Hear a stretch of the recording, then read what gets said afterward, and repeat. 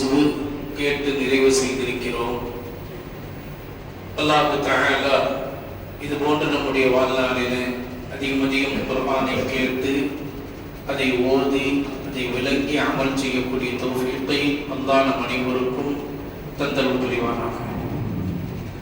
கண்ணியத்திற்கும் பெரும் மதிப்பிற்கும் உரிய அல்லாஹ்வின் நல்லடியார்களே, பாசத்திற்குரிய தாய்மார்களே, இன்றைக்கு நாம் பேச எடுத்துக்கொண்ட தலைப்பு தொழக்கூடாத நேரங்கள். அல்லாஹ் தஆலா நமக்கு வழங்கிய ஒவ்வொரு நாளிலும் 24 மணி நேரங்களில் எல்லா நேரங்களிலும் நாம் தொழுகலாம் என்று இருந்தாலும் கூட மிக முக்கியமாக 3 நேரங்களில் நாம் தொழக்கூடாது என்பதாக குர்ஆனுடைய ஹதீஸினுடைய அடிப்படை விஷயங்களை வைத்து 4 மதுஹபுக்குரிய இமாம்கள் நமக்கு சொல்லி காட்டுகிறார்கள். அல்லாஹ்வின் தூதர் ஸல்லல்லாஹு அலைஹி வஸல்லம் அவர்களும் தங்களுடைய சஹாபாக்களுக்கு அப்படித்தான் கற்பித்து தந்துள்ளார்கள். அது என்ன 3 நேரம்? சூரியன் உதயமாகக்கூடிய சமயம், சூரியன் உச்சியில் இருக்கும் சமயம், சூரியன் மறையக்கூடிய சமயம்.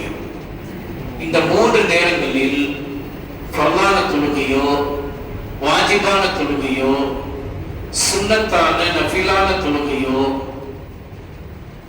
எதையுமே நாம் தொழக்கூடாது. தவறிவிட்ட தொழுகைகள், நேற்றைய அதற்கு முந்தைய நாட்களில் நமக்கு தவறிவிட்ட தொழுகைகளை தொழலாமா? அதுவும் தொழக்கூடாது. தவறிவிட்ட தொழுகைகளுக்கும் அனுமதி கிடையாது. பாகமட்டும் ஃபர்லான தொழுகைகளோ வாஜிபான தொழுகைகளோ சுன்னத்தான நஃபிலான தொழுகைகளோ தவறிவிட்ட தொழுகைகளோ இந்த 3 நேரங்களில் நாம் தொழக்கூடாது. சரி, தொழுதால் அந்த தொழுகை கூடுமா? அல்லாஹ்விடத்தில் அது ஏற்றுக்கொள்ளப்படுமா? மார்க்கத்தில் அதற்கு அனுமதி உண்டா? தொழுகை கூடுமா என்று பார்த்தா தொழுகை கூடும். ஆனால் அது மக்ரூஹ் என்று சொல்லப்படுகின்ற அருவருக்கத்தக்க தொழுகை, அருவருக்க நேரத்தில் அருவருக்கத்தக்க முறையில் தொழப்பட்ட தொழுகை என்று அமல்களுடைய பட்டியலில் எழுதப்பட்டுவிடும். அது மக்ரூஹான தொழுகை. அந்த நேரத்தில்